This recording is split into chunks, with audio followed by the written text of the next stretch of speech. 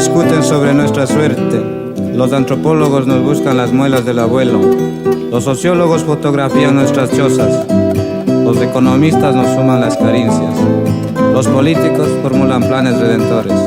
Y todos multiplican el pan en el papel. Y nos recitan los derechos humanos. Mas Juan sigue sin tierra. Pedro se come la última camisa. Antonio cumple 100 años sin zapato. Manuel deja sus manos en la fábrica. Luis sus pulmones en la mina. Julián no sabe escribir Julián. Alfonso de ese mierda y le fusilan. Sí, señores, sabemos de la Alianza para el Progreso y de otros esclavos. No ignoramos, por cierto, de la OEA ni de la ONU o de la integración del hemisferio.